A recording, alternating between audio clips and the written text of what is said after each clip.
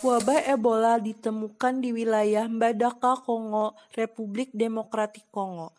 Wabah ini diketahui setelah 6 pasien Ebola baru ditemukan di Kongo.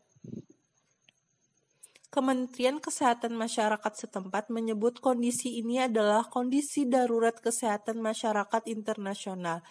6 orang diketahui positif terjangkit virus Ebola. 2 lainnya dicurigai terkena virus Ebola. Kongo sendiri mulai diserang Ebola pertama kali sejak tahun 1976 di dekat Sungai Ebola. Hingga saat ini, 28 orang menderita Ebola di wilayah Republik Demokratik Kongo. Nah, hingga sekarang juga belum ada obat untuk virus Ebola sendiri. Sehingga pengendalian masih terus dilakukan untuk menangani kasus Ebola ini.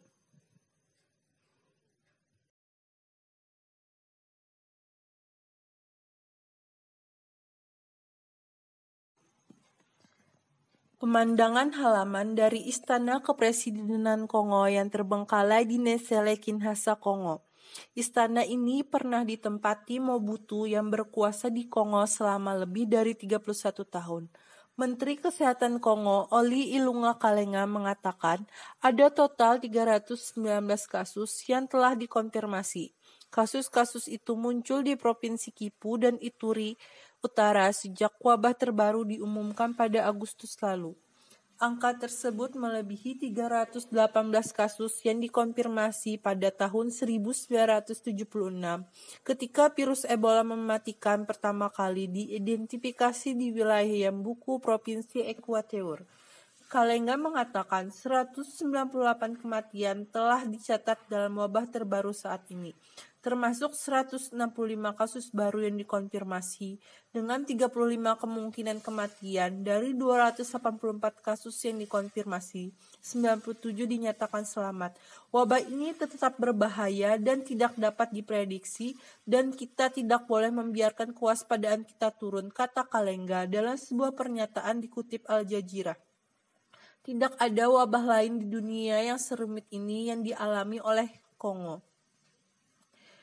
Dalam sebuah foto yang diambil oleh Louis Anon Medecins Sans Frontieres, menunjukkan sebuah tim dari Dokter Without Border memakai pakaian pelindung peralatan untuk persiapan pengobatan pasien Ebola di Rumah Sakit Mbandaka, Kongo.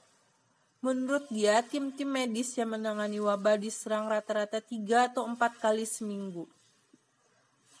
Secara terpisah, Direktorat Jenderal Kesehatan Dunia mengatakan tantangan utama dalam wabah saat ini adalah ketidakamanan dan ketidakpercayaan masyarakat terhadap tenaga medis. Di laman Al Jazeera pada Selasa, Emergency Chief WHO Peter Salama mengatakan, kondisi ini menyedihkan.